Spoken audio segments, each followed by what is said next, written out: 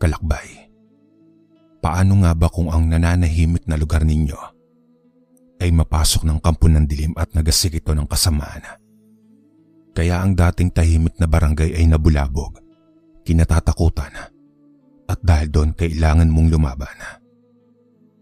Marahil ay magtataka kayo sa aking nais ipabatid sa inyo. Pero ilalahad ko ang tunay na kaganapan upang sakali man na inyong mabalitaan ang kakatawang nangyayari sa aming bayan ay agad ninyong maunawaan. Tawagin niyo na lang akong Aling Carmen. Hindi ko po babanggitin ang pangalan ng bayan namin. Dahil nangako ako sa pamilya ko, naiiwasan ko madamay ang iba naming kamag-anak na nananahimik na at ayaw nilang madamay pa. Pero bibigyan ko po kayo ng konting pagkakakilanlan. Kami po ay sikat sa puntong Alae. Sa dulong bayan po ang aming lugar at halos mapalibutan kami ng karagatan at kabundukan. Nasa amin din ang pinakamalaking parola at dinadayo ito ng mga turista sa ngayon. Pero noong taong 1995 ay madalang ang may lakas loob na dumayo dito sa aming lugar. Aaminin ko po na kilala ang aming lugar sa mga angkan ng mga antingero at antingera. At hindi naman namin iyon itatanggi dahil matagal na namin itong kinalimutan at namumuhay na kami ng normal. Bago pa man mamatay ang lolo namin, sinabi niya sa aming mga magulang na kung hindi naman kinakailangan, ay huwag nang gamitin ang naturang anting-anting o mutya. Gamitin lamang pag may kalaban na gustong manggulo ng katahimikan ng lugar namin. Pero nang may mga dayong dumating sa aming lugar at hindi namin alam ang pinagmulan ng pamilyang iyon, doon na gumulo ang buhay namin at maraming kabarangay namin ang umalis at umiwas sa gulo. Pero kaming nasa 20 bilang na magkakadugo, hindi kami umalis o umiwas dahil ang katuwiran ng ina ko. Dito kami isinilang at dito na rin kami mamamatay. May ilang ektarya kasi kaming lupain dito at hindi po sa pagmamayabang. Malalaki po ang aming mga bahay dahil ang aking ama at ang mga tiyuhin ko ay mga seaman. Tapos ang ilang kong pinsan lalaki ay gayon na rin ang ikinabubuhay. Gayong ang bagong salta sa aming lugar na nakabili ng lupain ay mga negosyante daw sila. At para sa kanila negosyo ang pagtitinda ng mga langis na nakakagaling daw kuno ng mga sakit. At ang panggagamot nila sa mga karamdamang hindi na daw kayang gamutin ng mga doktor ay iyon umano ang nagpayaman sa kanila. Ika pa ng hambog na ama ng kanilang tahanan na si Katonyo. Ang tanong naman ng aming mga kabarangay ay bakit isang liblib na lugar ang kanilang napili para makapanggamot. Hanggang sa may mga dumating pang pamilya na mga kaanak daw nila at doon na rin nagbahay. Hindi naman naglaon ay dumami na sila at ang aming kapitan ng barangay ay para bang nahipnotismo dahil payag lang ito sa gusto ng pamilya ni Katonyo. Matatapang silang manalita at kung makatingin akala mo ay pag-aari nila ang mga tao sa aming lugar. Pero ang kanilang kayabangan ay hindi tumalab sa aming pamilya. Dahil nga kami ay may mga kargada sa katawan at hindi kayang tumalab ang kanilang mahika na alam naman namin galing sa masama. Marahil ay naipagtanong-tanong na nila ang tungkol sa aming angkan. Kaya naman gigil sila sa aming pamilya at gustong maging kami ay susunod sa kanila. Siya nga pala, Carmen. Nakita ko si Tonyo kanina sa bukid. Nagpapastol ito ng kanyang mga kambing at isang mabangis na mambabarang ang kanyang wangis. Napakaitim nito, isa siyang kampo ng demonyo at ganun din ang anak nitong lalaki. Ginamitan ko ito ng aking matang kiepno. Hindi pa ito nagkakamali ng tingin, Carmen, kaya iba yung pag-iingat ang dapat nating gawin. Saad ng inay. Tama ka po, inay. At wika nga ng ilang nakausap ko na ang ating mga kabarangay na malapit sa bahay nila naninirahan, natatakot daw po sila sa gabi dahil parang hindi natutulog ang Katonyo. Tapos ay tanging kandila lang daw po ang ilaw nito sa hating gabi. Kaya naman lalabas na muna sila ng bayan para makaiwas. Natatakot ako sa pwedeng mangyari, Carmen. Nagkataon pa namang puro tayo babae ngayon. Dahil kakasakay lang sa barko ng mga kalalakihan sa ating pamilya. At ang aking mga kapatid puro babae din. Kaya huwag sanang mangyari ang aking kinatatakutan. Muling saad ng inay. Hindi na nga natahimik ang aming pamilya. May mga ilang kalalakihan kasi na sakay ng mga mamahaling kotse ang pabalik-balik sa lugar namin at nagpapagamot daw di umano ang mga ito. Nawala na ang pribado naming buhay at isang meron ang nakalapit sa bahay ni Katonyo at sinabi nito na hindi daw nagpapagamot ang mga sakay sa magagarang sasakyan. Carmen, dinig na dinig ko ang sinabi ng lalaking sakay ng kotse. Patay na daw at idamay na ang asawa at anak. Wika ni Mang Rodi. Ramdam na namin yan, Rodi, matagal na. Kaya ang mga anak mo ilayo mo muna sa lugar na ito. Dahil kung may nalalaman ka na at mabasa nila ang iyong isipan, sigurado akong malalagay kayo sa peligro. Saad naman ng inay. Kinabukasan nga ay umalis sa barangay namin ang mag-anak ni Rodi. Tapos ay nagtungo sila sa kanyang biyanan sa may kabayanan. Nag-usap-usap naman ang mga kapatid ng inay at oras na daw para lagyan nila ng panangga ang loob at labas ng bahay namin.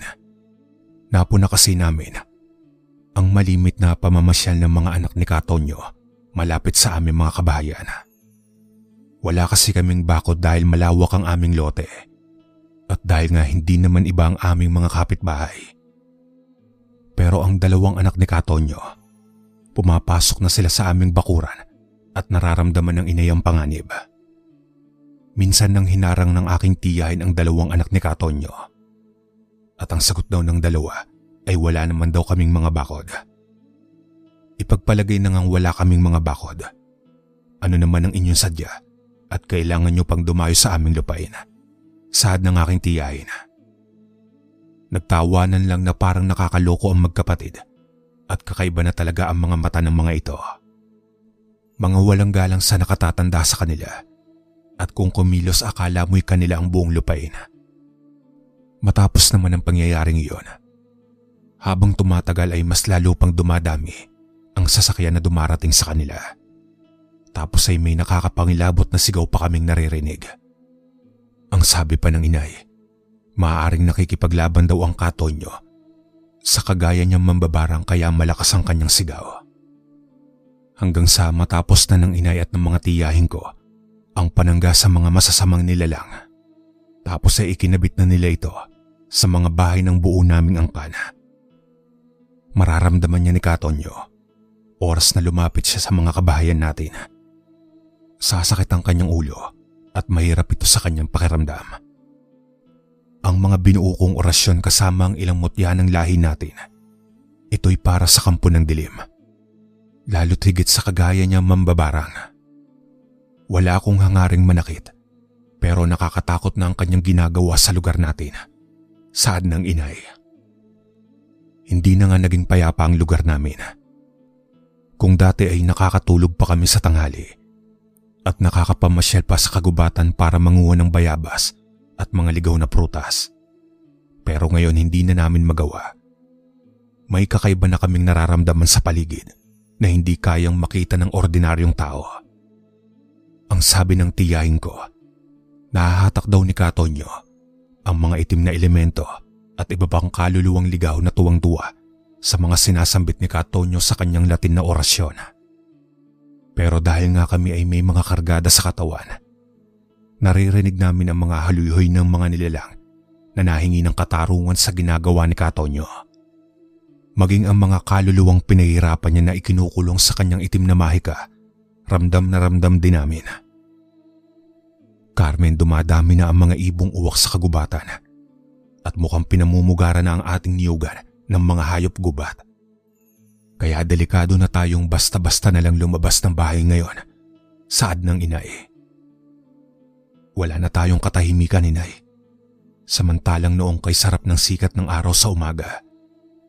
Pero ngayon buhat ng dumating ang pamilyang yan, nawala na ang magandang kapaligiran. Nakakalungkot at paano na ang buhay natin Ganito na lang balagi tayo, inay. Daing ko sa aking inay. Maging ang mga pinsan kong kabataan ay nagreklamo na rin.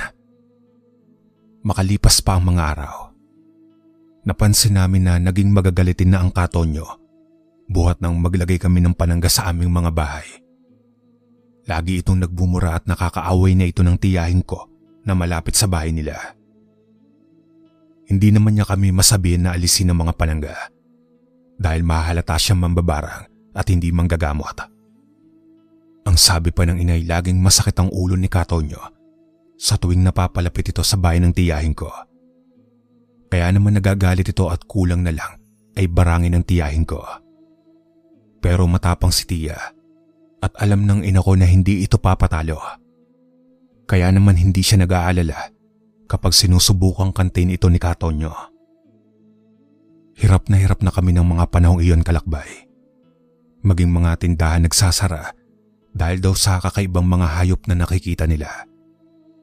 Pag sumapit na ang gabi na, dati daw namang walang ganun sa barangay namin. Ayaw naman nilang magbintang sa bagong salta sa barangay namin dahil takot daw sila kay Katonyo. Sita, dumarami yata ang mga pusa sa barangay natin. Pati sa aming bodega ng palay, ang dami nila lalo na sa gabi. Tapos nakakatakot pa yung kulay. Saad ng isa pa naming kabarangay na ang bahay ay malapit sa bahay ni Katonyo. Talagang gusto nilang matakot tayo at sila ang maghari sa barangay natin. Sobra na sila. Palagay ko hindi basta pusa ang mga yan. Mag-iingat kayo, Maring Ninita, saad naman ng inay. Parang gusto na naming maniwala sa balita at sa sinasabi ng mga umalis na sa barangay natin na hindi nga ordinaryong tao ang mga yan. Maging sina Kapitan parang umalis na rin. Kaya paano na tayo ngayon, Sita? Sarili nating lupain at tayo ang taga rito, tapos tayo pa ang kailangang umalis. Saad pa ng iba naming kabarangay. At habang nag-uusap sina inay, biglang dumami ang langaw at halos sabungin na ang mukha ng mga inay. Natakot tuloy ang ibang kausap ni inay, tapos ay nagtatakbo pa uwi sa kanilang mga bahay. Sita, kumilos na tayo bago mahuli ang lahat, saad ng tiyahin ko. Sige, bubuksan ko muli ang libreto ng itay at magplano muli tayo sa kabilugan ng buwan, sagot naman ng inay. Pero bago pa man sila makapagplano, ilang araw na mas dumadami pa ang mga bangaw sa aming lugar at sa gabi ay nagkalat ang mga pusa sa daan. At ang tiya ko ay nananakit na ito ng mga pusa at may nakikita daw siyang anino na parang hawig ni Katonyo. At nagsimula na nga mag-away ang dalawa dahil sa parinig ng Katonyo. Dahil nasa kabila lang ng bakuran ang bahay ng mga ito at kung ano-ano daw ang sinasabi nito.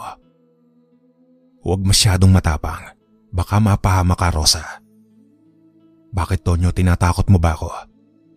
Baka naman nakakalimutan mong lehitimong taga rito kami at kayo ang mga dayo. Wala pa man ako nakukuhang tamang ebidensya, pero huwag kang mag-alala, malapit na. Tugon naman ng aking tiyahin. Matatapang na mayayabang. Muling wika ni Katonyo at tumawa ito ng nakakaloko. Kaya naman lalong nagalit ang aking tiyahin at nag-usal ito ng salitang Latin. May mga anting-anting kaya pala kayong matatapang. Pero mag-iingat kayo dahil baka hindi nyo alam, kapahamakan pala ang hatid niya sa pamilya ninyo. Tugon ni Katonyo at pumasok na ito sa kanilang bahay.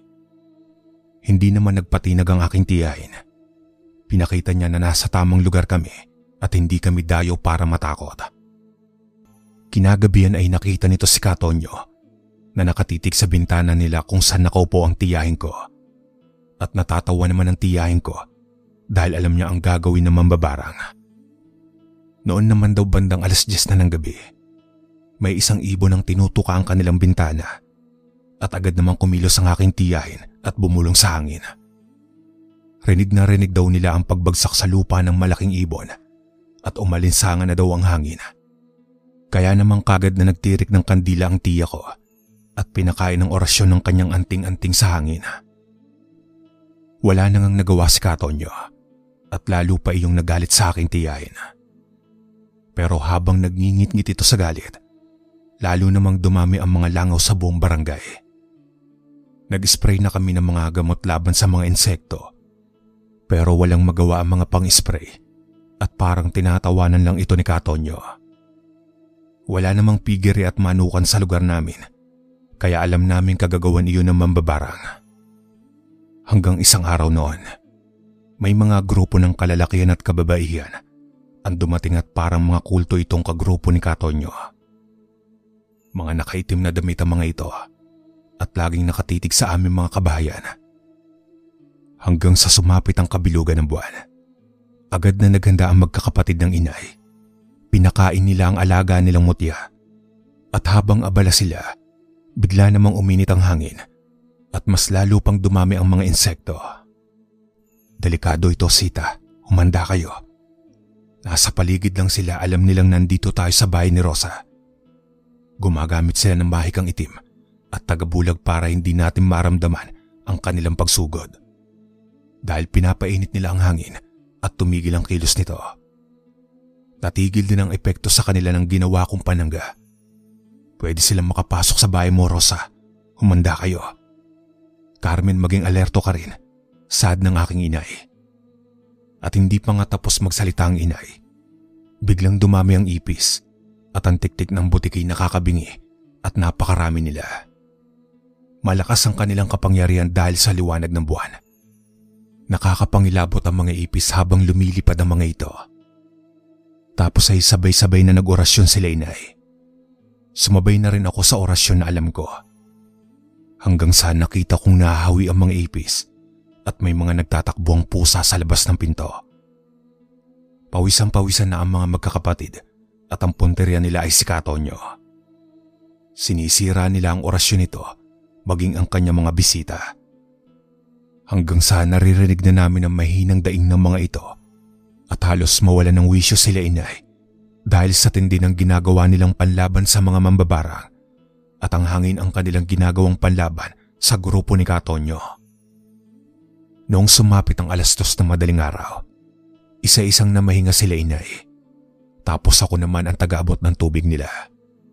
At sa bawat tigil ng kanilang orasyon, kailangang balikan muli nila ito para hindi makagawa ng iba pang mahikang itim ang grupo ni Katonyo. Ilang sandali pa ay malalakas na bato ang pumukol sa aming bubungan. Halatang ang mga anak ni Katonyo ang kumikilos upang kami maabala sa aming ginagawa.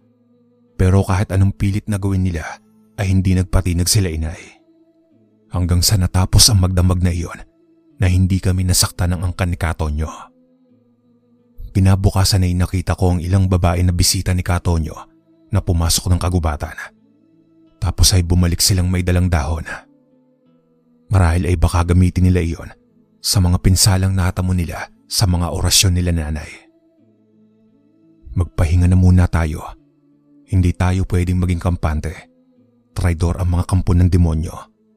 At baka bukas makalawa malapitan na nila tayo at mapatay. Wika ni Tia. Hanggang sa napansin namin na nag-alisa na ang mga bisita ni Katonyo. Simula rin noon ay hindi na namin nakita pa na lumabas ng bahay si Katonyo. Ang mga kaanak niya lang ang labas-pasok sa bahay niya na may mga dalang pagkain. Pero lumipas ang ilang araw. Nagpahinga lang pala ang matanda at muli naming nakita si Katonyo na nakaupo sa kanilang balkonahe at nakatitig pa rin sa bahay ng tiyahin ko. Walang kadala-dala ang matandang iyan. Maging ang anak niya ay nasaktan na, pero hindi pa rin sila natututo. Saad ng aking inay. Gumawa kami ng paraan na may makausap sa pamilya nito. Naghintay kami ng pagkakataon na mapalapit sa aming bakuran ng isang babaeng kapamilya ni Katonyo. Alam ng inay kung paano makipag-usap sa mga taong may itim na mutya at nararamdaman niya na walang anumang kargada ang babae at agad niyang kinausap ito. Iya, pwede ka bang makausap? Agad namang lumayo ang babae at natakot sa inay. Pero kagad kong nilapitan ang babae at sinabing huwag matakot. Napansin ko naman sa mga mata niya na parang sinasabi nito na lumayo kami sa walang makakakita. Tapos ay itinuro nito ang likurang bahagi ng aming bakuran. Agad namang naunawaan namin ng inay ang gustong ipahiwatig nito at sumunod kami dito. Ako po si Marie, manugang po ako ng tatay Tonyo. Alam ko po naman na mabuti kayo.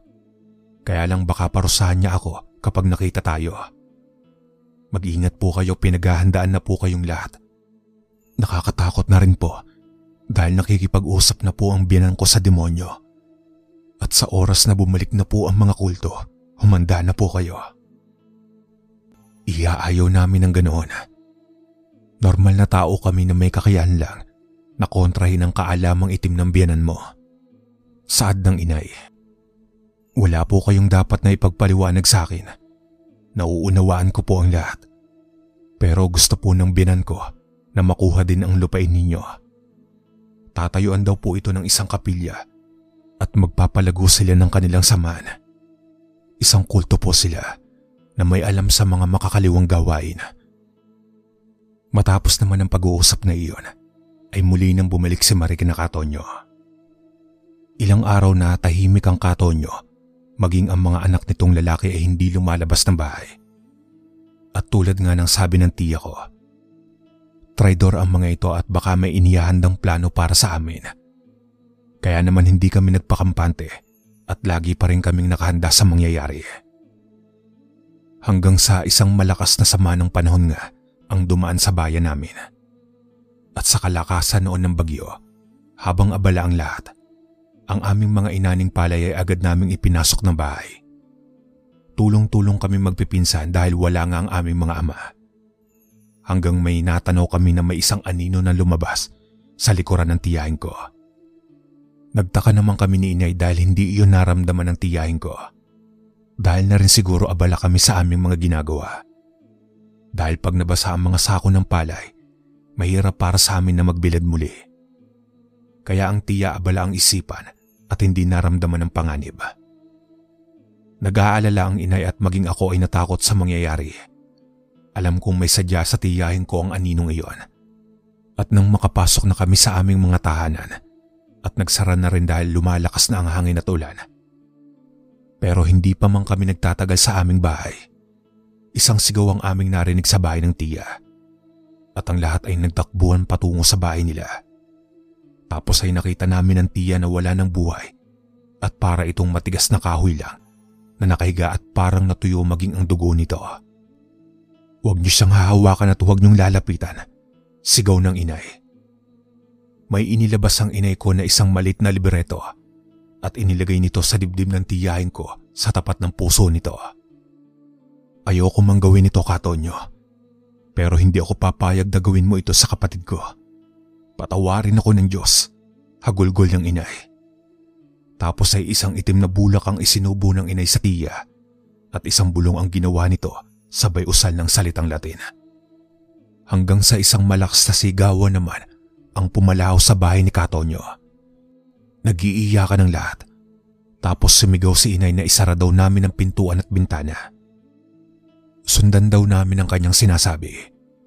Tapos ay sabay-sabay nga kaming umusal ng katagang binabanggit ng inay. At habang kami ay abala, may mga katok ang aming narinig at nagmamakaawa. Na tama na daw, sigaw ng mga anak ni Katonyo. Pero bingi na ang inay sa galit at ang tiya ko ay dahan-dahan na nagkakamalay at nakita ko nagsasalita na rin ito ng Latin. Bumangon ito at umupo na. Tapos ay para bang walang nangyari. At lalo pa nilang nilakasan ang mga salitang kami lang ang nakakaunawa. Patuloy pa rin sa pagkatok ang mga anak ng Katonyo at halos masira na ang aming pintuan. Sa kalakasan ng hangin at ulan, nanatili naman nagmamakaawa ang mga anak ni Katonyo at patuloy pa rin sa pag-oorasyon sila inay. Hanggang sana ibalik na ng aking inay ang ginawa ni Tonyo sa aking tiyahin. Ang bangkay ni Katonyo o katawan ay mananatiling matigas at walang sino man ang makakapagligtas sa kanya kundi ang kaalaman at mutya lang ng aking inay. 12:00 ng hating gabi ay tumigil na kami at namahinga. Humina na rin ang bagyo. Tapos ang iyakan sa bahay nila Katonyo ay patuloy pa rin. Nagmamakaawa sila at patuloy na sumisigaw ng awa. Awa? Bakit naawa ba si Katonyo sa ginawa niya sa akin? Kung hindi natin ginawa ang panangga ng ama ko, di sana'y patay na ako. Pumasok na ako sa madilim na yungib at napakainit ng paligid. Mabuti na lang at agad akong nahila ng itim na usok na pinadala ng kapatid ko. Paano kung hindi ako nakabalik? Di patay na ako ngayon. Wika ng aking tiyahin. Matapos sa mga pangyayaring iyon mga kalakbay, unti-unti nang nilisan ng mga kaanak ni Katonyo ang kanilang lugar. Muli naman nanumbalik na ang katahimikan sa aming baryo at nagsipagbalikan na ang mga umalis naming kababaryo. Hanggang dito na lang po ang aking kwento mga kalakbay. Maraming salamat.